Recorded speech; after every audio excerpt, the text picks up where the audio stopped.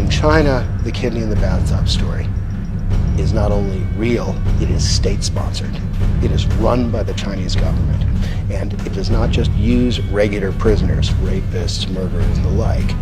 It uses prisoners of conscience. The majority of these prisoners are practitioners of Falun Gong, which is a peaceful Buddha school practice. These prisoners in China are being held in camps, having all their vital statistics taken, blood type and so on, and then executed when on demand, when a suitable recipient makes a booking for surgery to receive a kidney or heart, liver or other organ. And they're treated like animals, and they're slaughtered like animals. That is why I consider this a crime against humanity, not a question of prisoners' rights or rights abuse. The parallels to what was happening to Jewish prisoners and others in Nazi concentration camps in Germany were too obvious to ignore.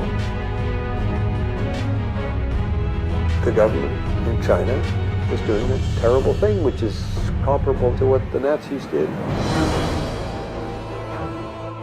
And the Falun Gong persecution began in July of 1999. Organ transplants in China began doubling and tripling from the year 2000. Many practitioners refused to reveal their identities in order to protect their families, so that leads to a large pool of unidentified or anonymous prisoners in good health who are, quote, not on the books.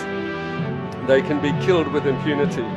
Everybody knows that Falun Gong practitioners are considered healthier than many people.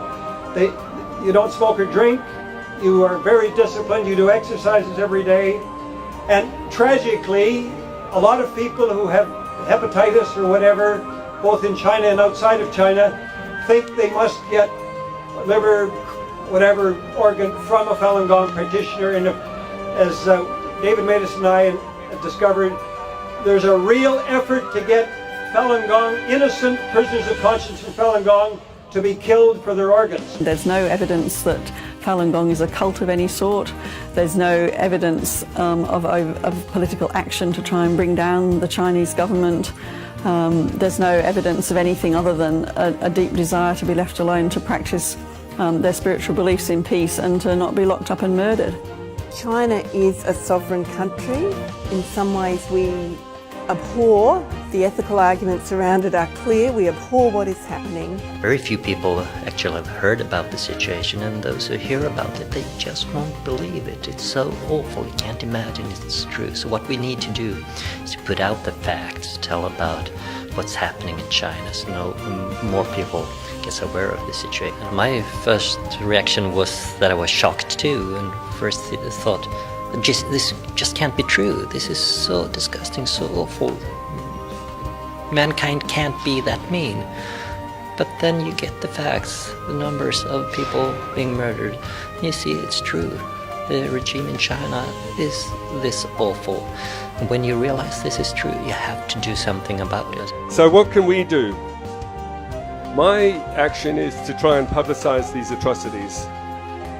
I'm hoping that you too will give this your attention by letting your friends know, speaking to people at work. I'm sure you, like me, would want to let other people know this is going on, because ultimately we need to bring pressure on China to stop this atrocious activity.